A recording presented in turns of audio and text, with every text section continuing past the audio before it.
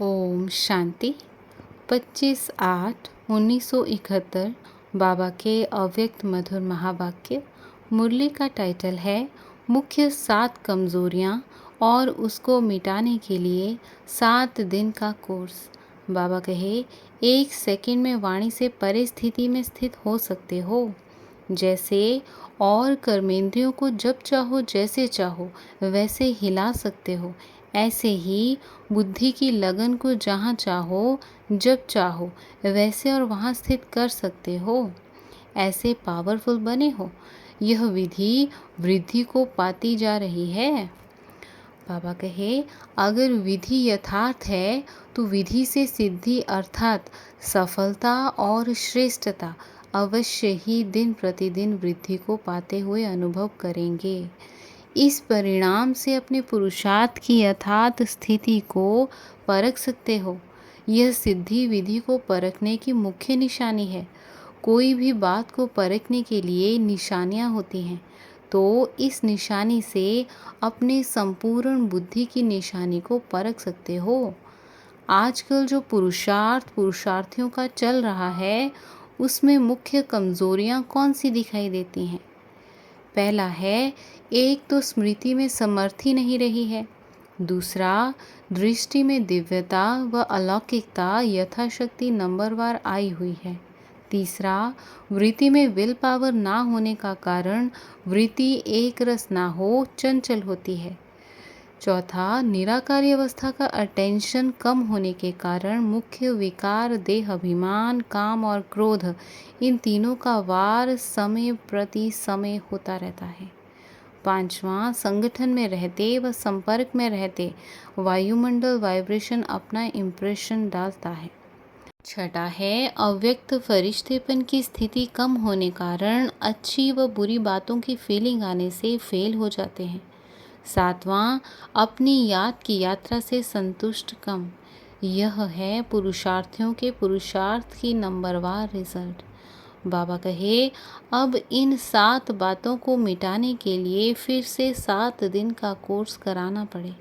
इन 7 बातों को सामने रख 7 दिन का कोर्स जो औरों को कराते हो, वह अपने आप को रिवाइज कराना। जैसे मुरलियों को रिवाइज कर रहे हो तो रिवाइज करने से नवीनता और शक्ति बढ़ने का अनुभव करते हो।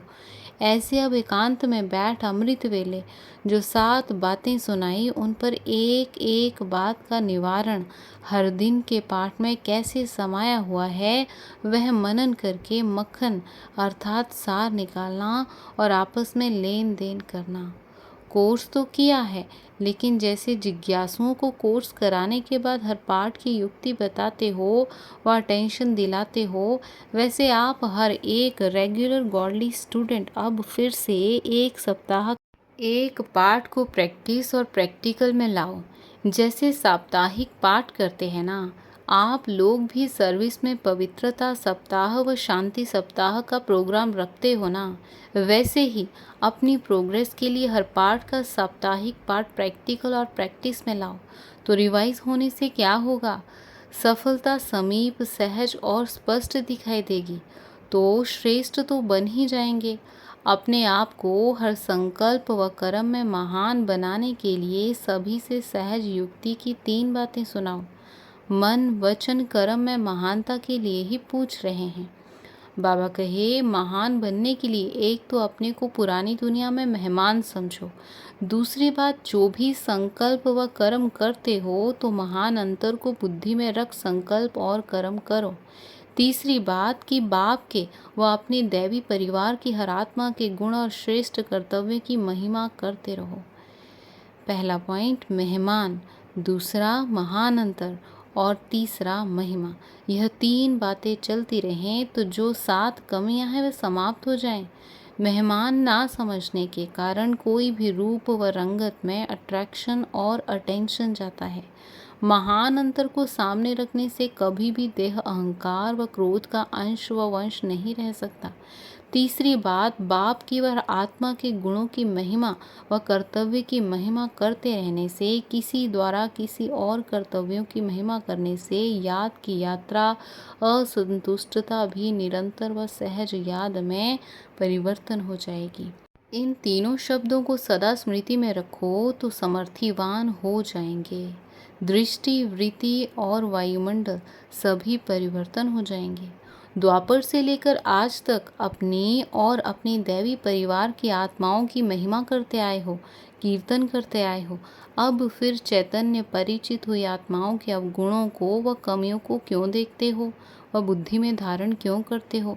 अभी भी सारे विश्व से चुनी हुई श्रेष्ठ आत्माओं के गुणगान करो, बुद्धि द्वारा ग्रहण करो और मुख द्वारा एक दो के गुणगान करो। फिर दृष्टि व वृत्ति चंचल होगी, किसकी भी कमी की फीलिंग होगी।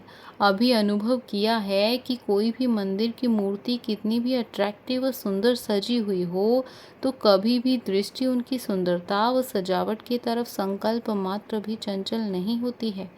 और वहाँ ही अगर कोई सिनेमा व कोई ऐसी किताबों में से कोई अट्रैक्शन व सजावट देखते हैं व कोई बोर्ड भी देखते हैं तो वृत्ति और दृष्टि चंचल हो जाती है। क्यों?